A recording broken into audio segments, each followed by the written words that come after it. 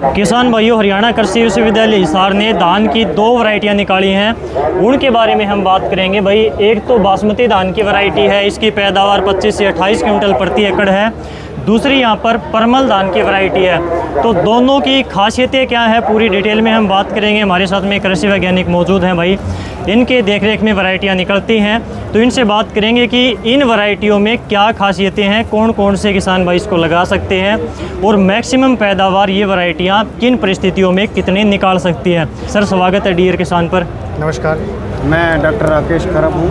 मैं धान अनुसंधान केंद्र कोल में राइस वैज्ञानिक हूँ। इस बार यूनिवर्सिटी ने नई बासमती की वैरायटी रिलीज की है, HKB 22 नंबर।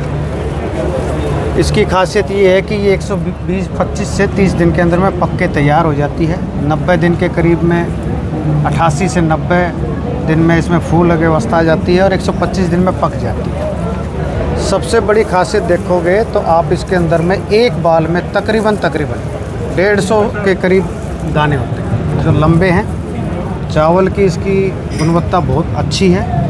पैदावार औसतन अगर हम देखें तो 65 के करीब है और अधिकतम पैदावार ये 70 भी टच कर जाती है। वो किसान की अपनी क्षमता पे है कि वो कितनी पैदावार है। जी, लंबे दाने हैं, गिरती नहीं है, मध्यम बोनी किस्म है और 120 से 125 से 130 दिन में पक करके तैयार हो जाती है। अगर हम बात करें तो कौन सी जो मौजूदा पॉपुलर वैरायटियाँ चल रही हैं, उनसे कौन सी से मिलते जुलते कैरेक्टर हैं इसके? ये क्योंकि अर्ली ग्रुप में है तो ये 1509 और 1692 वाले ग्रुप में है और इसकी पैदावार उन दोनों ही वैरायटियों से ज़्यादा है, 1509 ज़्यादा है। ठीक है। दूसरी वैरायटी की अगर हम बात करें, ये PR ग्रुप में है, HKR 49 नंबर है।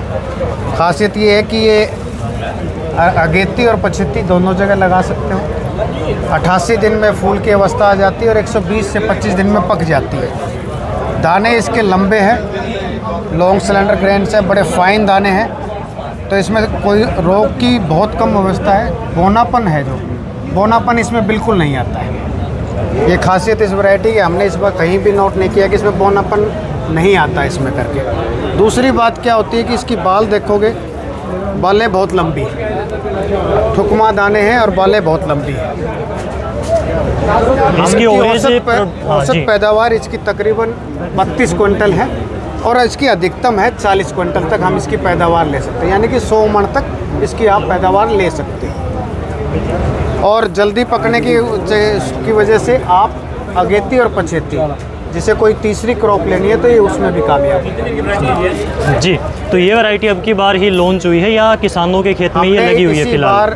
ये लॉन्च हुई है दोनों ही वैरायटी हरियाणा की कंडीशन के लिए। अगली बार से हम इसका बीज वितरित करेंगे। जी, तो ये 2 वैरायटियाँ लेटेस्ट हैं भाई। एक बासमती की यहाँ पर जो HKB 22 नंबर है, ये यहाँ पर इसका प्लांट लगाया हुआ इन्होंने फार्मर के देखने के लिए किसान मेले के अंदर।